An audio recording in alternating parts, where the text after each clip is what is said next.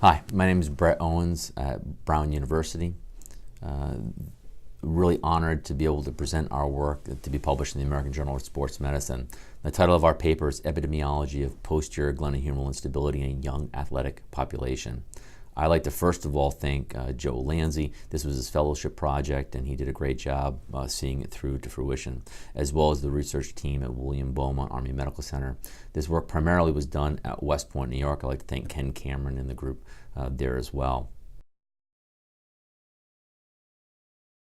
So this study looked at the epidemiology of posterior shoulder instability in a young collegiate-aged population. We've been very successful over the years looking at the cadets of the U.S. Military Academy because it's a closed, captured population where we're able to accurately study the incidence of injury as they occur in real time. We were able to look back over, using our cadet injury database, over a 6-year period at all shoulder injuries that presented to our facility.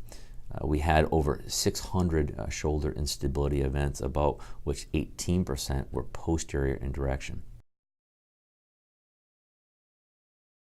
Not surprisingly, we found that males sustained more injuries. We also found that those that participated in intercollegiate competitive athletics were more likely to injure themselves than those participating in intramural athletic program. Again, not surprisingly, the most injurious sports were wrestling, rugby, and football. This has been shown in other studies. One interesting finding is that we were able to document around 54% of the patients had some subjective sense of instability of their shoulder slipping a little bit in the posterior direction, whereas 42% had only pain. This has been noted by previous other authors that pain alone can be the only presenting factor in these patients, and they'll have no subjective sense of instability when they have a posterior labral tear. Around 77% of our cohort ended up undergoing surgery. So there's not been a lot of work to date looking at the epidemiology of posterior shoulder instability as much as there has been in the anterior direction.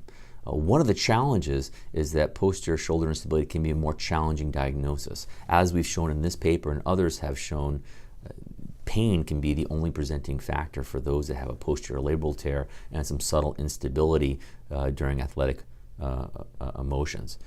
That makes certainly the diagnosis more challenging than those that sustain a traumatic complete dislocation in the anterior direction. Very few of our subjects, only 3 in this cohort, had a complete posterior dislocation. So that's one of the take-home messages, is that pain alone can be a presenting factor, and you need to look for posterior shoulder instability in young athletes and make sure you rule it out. We've done some previous work looking at the anatomic risk factors for posterior shoulder instability, and this work builds upon that.